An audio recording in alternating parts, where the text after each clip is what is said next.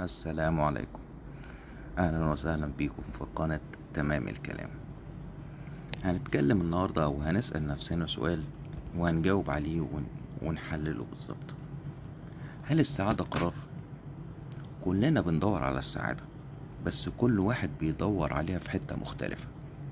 واحد بيدور عليها في الفلوس، واحد بيدور في الشغل، واحد في ولاده، واحد مش عارف بيدور فين اصلا. بس هل السعادة دي حاجة بنلاقيها ولا حاجة بنقرر نعيشها؟ السعادة مش لحظة، دي طريقة تفكير. ناس كتير فاكرة ان السعادة لحظة، يعني لما اسافر، لما اكسب، لما اوصل لهدف.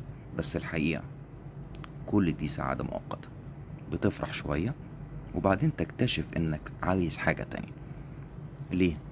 لان السعادة الحقيقية مش حاجة بتحصل. السعادة نضارة بنلبسها تشوف بيها نفس الحياة بس بشكل مختلف. ناس كتير عندها كل حاجة ومش مبسوطة.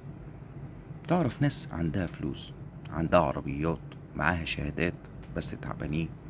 وناس بسيطة جدا ووشهم منور وقلوبهم مرتاحة. السر مش في اللي عندك، السر في انت شايف اللي عندك ازاي. اللي عنده قناعة بيعيش أغنى من اللي عنده حساب بنكي، واللي بيشكر النعمة بيعيش جوه النعمة نفسها. السعادة مسؤوليتك مش مسؤولية غيرك. كتير بنعلق سعادتنا على حد. لما فلان يرضى عني هبقى مرتاح، لما اتجوز، اطلق، اجيب عيال، هكون مبسوط. ودي اخطر حاجة، لانك كده بتدي مفاتيح قلبك لحد تاني، وساعتها عمرك ما هتبقى حر. السعادة قرار داخلي، تبص للحاجة بنعمة وتشوف جمال الحاجات البسيطة وتقول الحمد لله بصدق. طيب نعمل ايه؟ ازاي نبقى سعداء؟ امتنان يومي، حتى لو حاجة على حاجات صغيرة وحاجات بسيطة.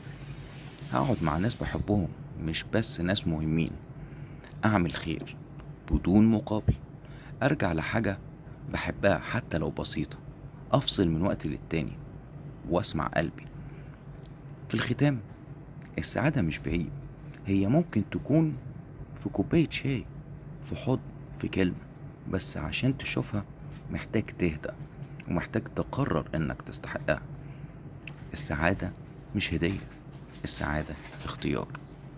وهنا الكلام تمام الكلام.